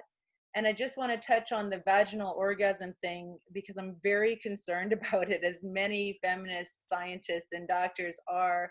It was kind of discussed as a way to reinvent intercourse as the primary and only form of sexuality, and gave women the goal that they're supposed to have some kind of vaginal orgasm,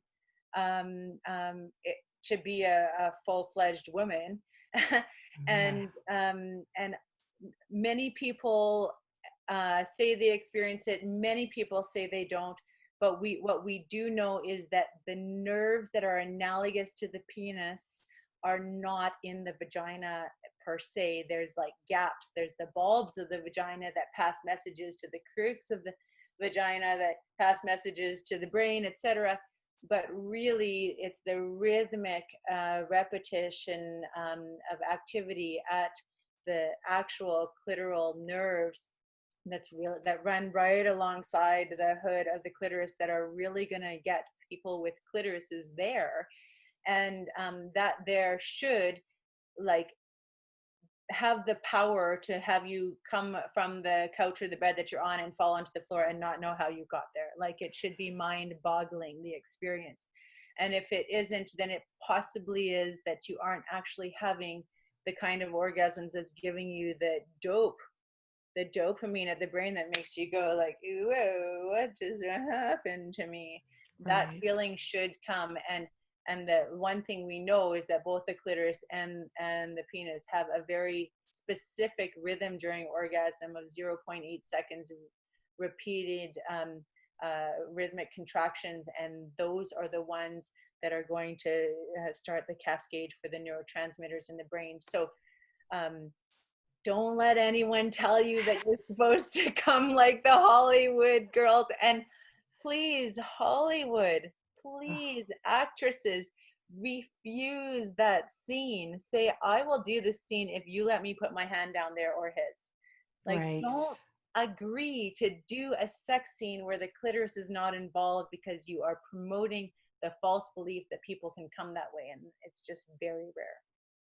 Yeah. And if you just can imagine that, you know, for people who are listening, and for all the people who could have ever listened to this, that if they had known this, their relationships could be so much different. Number one, communication would be outstanding, right? Like women, you know, men, all genders would be saying, this is how I want it. This is what I want. This is what I want you to do. And if you can do that in the bedroom, then you can do that outside of the bedroom.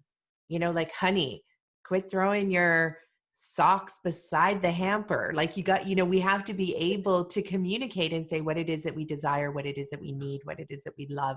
And if you can't do that, right, then, you know, how healthy is your relationship? So, I mean, it really is a good testament to the health of your relationship that you can tell your partner what it is that you want in the bedroom, or the bathroom, or wherever you decide. And the health of your one night stand. I mean, if all you're going to have is one night stand, communicate about it. Totally. No, that ain't going inside. I am nowhere near close enough for you to be able to manifest, unless you've got some miracle Mantak Chia multiple orgasmal penis. I'd be very surprised. And yeah, we're not going there yet. Be like the gay couples who like know that pretty much everyone in the room also wants some pleasure out of this deal. right. Yeah, no, exactly. It would just be truly tremendous that, you know, if we can change the conversation and, you know, teach our children that this is, you know, what is important to understand is that you can please yourself first before you even go out there and have your first sexual experience. I mean, I know I'm going to go out there and tell my daughters that right now. You know, we talk about this openly, and it's been nice because at the beginning when I first started chatting with them, and you can speak to this as well. I know my girls didn't want to hear it. They're like, "Mom, stop talking. I don't want to talk about this." But as they've gotten older, and because I've constantly brought up the subject, Mhm. and in a way that's just, I'm curious, I'm just sharing. I'm not trying to lecture you. I'm not trying to preach. I'm not trying to teach, but it's just that we'll always talk about it openly. Even just, when when the girls were little and they were showering and they would feel the shower head for the first time, and, just to be like, does that feel good? Okay. Not make a big deal out of it, but just to be able to not condemn any of it. And then what it's done in our relationships is that my girls now tell me like all sorts of things, which is sometimes a little too much. I'm like, I don't need to know, as they're, my oldest has a boyfriend now, and it's great because she's like, we can have these really intense discussions, and they're healthy and they're good. And I hope that we continue to have that, because it's so important that, and we talk about it in front of, their dad as well, like my husband, because they have to know that it's okay. It doesn't have to just be private talk, All and just parents need to amongst get involved. all parents need to, right? Because there's also these different perspectives, and everybody can be learning all at the same time as well. So it's important that we do chat about this. So for, and so what I want to end this show on, because I know we've been together for almost 2 hours here. And I'm sure there's people who are like, keep talking, like, let's get specific and let's get detailed. But I love the point that you brought up about how can we use COVID isolation to revolutionize our sex life. And so this is awesome, because I'm sure nobody's done a podcast anywhere on this. So this is going to be the first. So let's talk about that.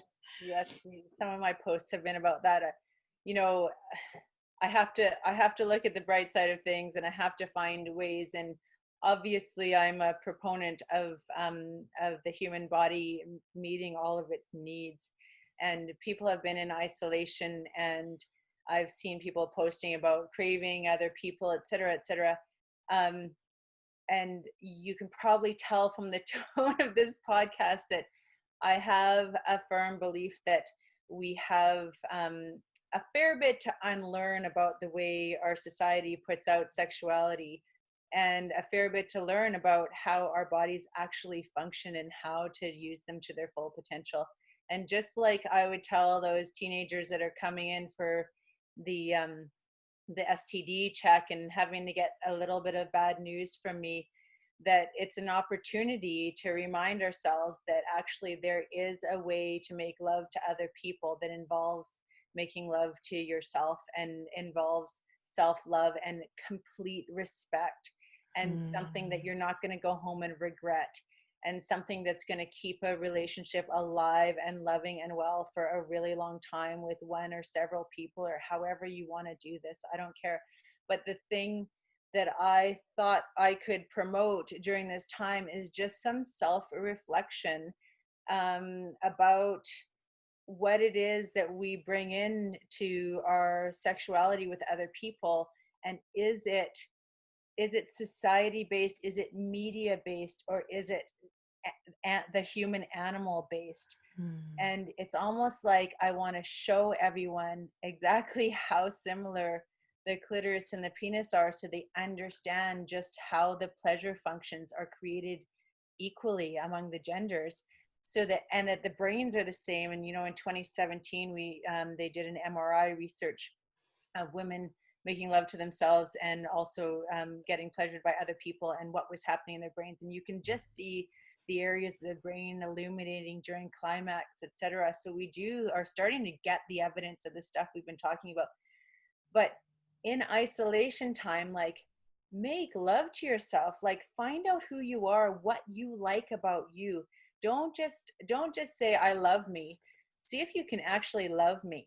and and Right. I mean that sexually, but I also mean that spiritually and physically. And we're so hard on ourselves, how our bodies are supposed to look, how our faces are supposed to look, how like our labia minora big or small. Like, it doesn't matter. We're all animals. We're all created the way we're created. And if you don't have self-love, like, women are pretty good at this.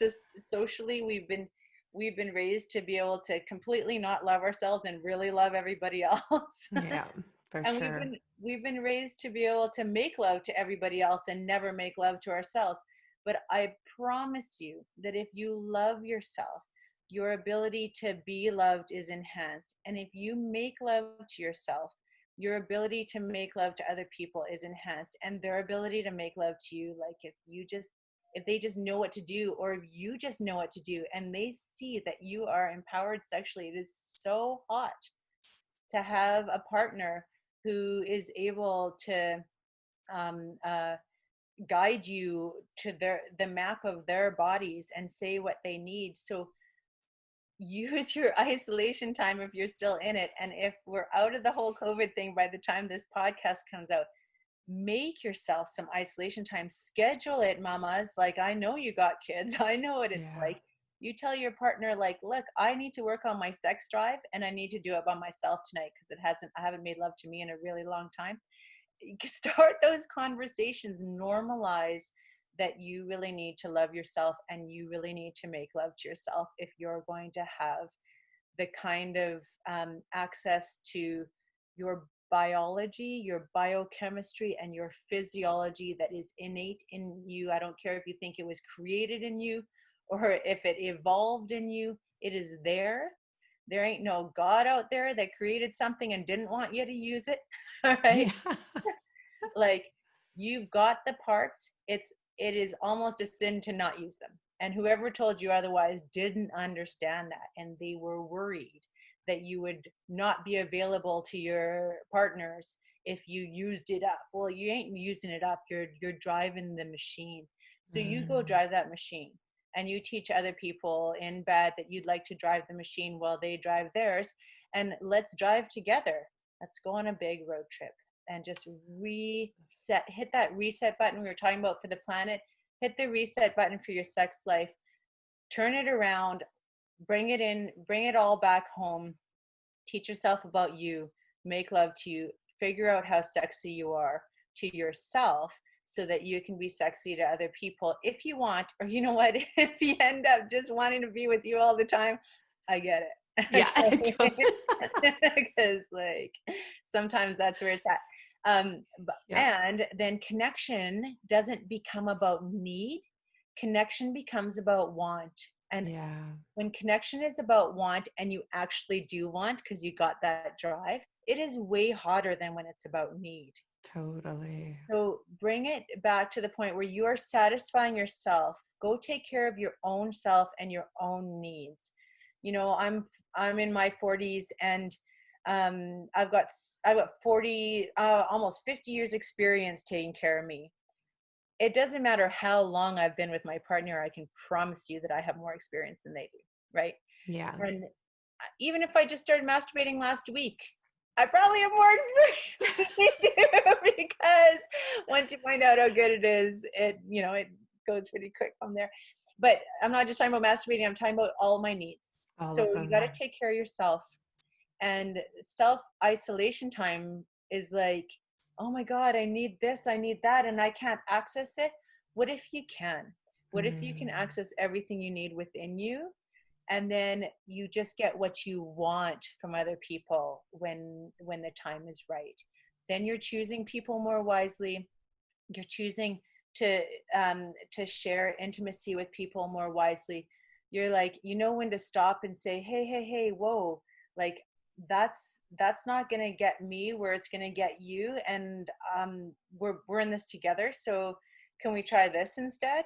Like, you got to be able to have the confidence to be involved in a way that works for you and doesn't make you go home and go, why did I do that? Why do I keep doing this? I don't want to hear Right. girls say that anymore. That's enough. Yeah. That is incredible advice. That is brilliant tips. The beautiful thing is it's free. It doesn't have to cost anything. It doesn't pollute the planet. You're not wasting any resources. It literally is just time with yourself. And so, it's an amazing way to wrap it up, because through COVID, we've seen all of the different ways that you can, support yourself through it. So there's, a lot of people are returning to meditation, gardening, cooking, eating well, exercising, and this really is the way to tie it all in together. It's that, making love to yourself, and we need to share that with more people. So we're going to have you back on the show again, Dr. Teresa Wood. It has about been how to make love to yourself. and well, that is literally that. Something. Yeah, because I'm sure I'm leaving everybody hanging right now. They're like, okay, well, how do I do it? How do I do it? Like, I tried and it doesn't work, or totally. And I have so those fantasies she's talking about and they block me, and yeah. exactly. So I would love to have you on the show again, actually really soon, so that people don't have to wait a long time. We're not going to keep you waiting, everybody. We're going to make sure that this happens for you. And I want to know too, like I'll just leave everyone with this in their mind. It's okay. So every time you think about this podcast, you're going to think about my clitoris, or clitoris. But I just discovered, I read it in a book somewhere, but I just discovered that the left side of my clitoris is it's like literally out of this world. Like you just touch it and it's like you light up everywhere. And I'm like, the left side versus the right side versus the top versus the bottom. I had no idea. And I thought I was somebody who's, well versed in this. And I'm just like, I read in a book and they just said, spend more time on the left side. And I was like, what is going on? It's like magic down there. So anyway, I'll leave that with you guys, just so you could have that. But we're going to have you on the show again, because we need to get into the how-tos and the 10 steps, or the, whatever it is that's going to help people really get out there. I want to leave people with exercises and homework, and to do that as well. And so how do people get in touch with you if they want to book you to speak? Obviously, whether it's virtual for now and in public when all of this lets up, but how do they get in touch with you to learn more? Probably the best way to get in touch with me is through my website. So it's simple. It's www.drteresawood.com. Teresa has no H in it, so it's TERESAWOOD, and the doctor is just DR. So if you go to drteresawood.com, and on that website there'll be a way to email me, or there's the contact page, and that explains how to do it. I'm also on Facebook and Instagram and Twitter, although honestly I haven't really figured out Twitter. I gave up on Twitter years ago. I'm really quite brand new to social media. If there's someone out there that wants to come work with me and be my social media person, go to my website and contact me. I kind of just old enough that I missed that boat. I was busy with med school and having twins and all that. So I would love someone who could work with me on those things. But yeah, I would love to hear from you, to give some talks. If you're a publisher and you want your hand on my book series, I did have a couple of offers. I'm looking for something bigger because I need to change the world with this, and I've been working on it for 25 years, and I want it to go big. I want the opportunity to talk to Oprah and Ellen, who have such huge influence about just how important it is to de-taboo our physiology. That is enough. Enough is enough. We need to talk about this stuff. So you can reach me on my website, and also Facebook and Instagram is the same. It's DRTERESAWOOD, Dr. Teresa Wood, on all of those things. There's a page, there's an Instagram, and there's a web page. And there's a mailing list. If you join the mailing list on the web page, that's how you can stay. First, you'll get very rare posts from me, but they'll be hot and fun and delicious. And then you'll get announcements if I'm going to do an online course or an online talk, or an in-person talk, because those are very fun as well, just to be able to be in the same room as 500 people going, oh my God, she just said that. Oh my God, she just said that. Excuse me. So amazing. I love it. Thank you so much for unraveling and uncovering this dialogue that just needs to happen. And I love it because once we just start talking about it, we just feel so free, and it's liberating. It's exciting. So it opens us up to be able to talk actually about so many other things as well. So I love that you have done that for our audience. And I have suggestion for all of our listeners. So in addition to sharing the podcast with others, especially all your friends out there that you know need to hear this, I have a suggestion for you, and that's to actually just go and DM, that's direct message, Oprah and Ellen and any other, people that inspire you, and just tell them about, Dr. Teresa Wood. Just be like, there's a woman you need to have on your show. And that's how these things happen. We just have to introduce these people to these celebrities, these influencers out there, because this topic especially, and I've never said this on our podcast before, like to go DM our guests, even though you can. But for this particular topic, I just think it's really important that we need to really bring it to light, because we do have to do a lot of work, just like we need to reverse the conversation around, regenerative health and chronic disease. And we need to reverse this conversation around our sexual health as well. And we need to develop it in a healthy way. So please go out there and do that. And let's get Dr. Teresa Wood on the Oprah show and on Ellen and on every other show as well, so we can start to raise a really healthy generation of humans out there. Amen. That's right. Okay, sister, we are done. Okay, thank you so much for having me. I love seeing you and talking with you. It was just delicious and fun. And everyone out there, try not to think about Nicolette's clitoris the whole time you're making love to yourself. But if it comes in, well, you can't help it now. It'll be fun. I promise. Oh my gosh, good.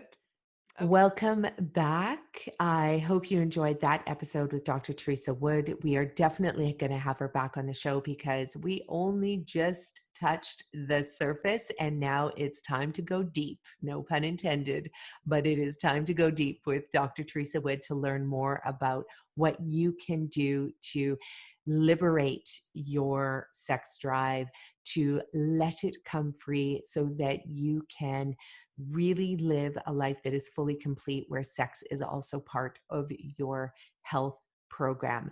So please share this podcast with others. Share all of our episodes that you loved. Write to us and let us know who you'd like for us to have on the show, who we can interview. And if you have a healing hero story where you have used food as medicine to free yourself from your chronic degenerative disease, we want to showcase you and your story and learn about everything that you did to take your health into your own hands, turn your health around so you can reclaim your life. So write to us, let us know, because we'd love to interview you for our podcast.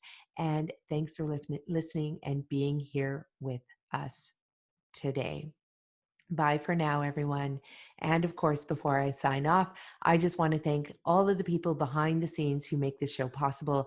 That is Becky, who is doing all of our editing and show notes, getting it up on our website, posting it live on iTunes and Spotify and all the different areas where you can listen to this show. I also want to thank our team behind the scenes. We have Pierre, my beautiful husband, who runs our cafes and makes it possible for me to do this show.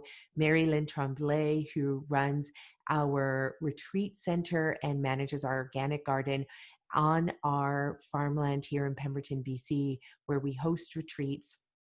And if you ever want to do a retreat with us, we do private retreats, large group retreats. And right now we're limiting it to groups of 6 and under. So if you want to organize a retreat, write to us and we can make that happen for you. And in the meantime, I want everybody to stay well, eat well, and do well. Thanks for being here. Bye-bye.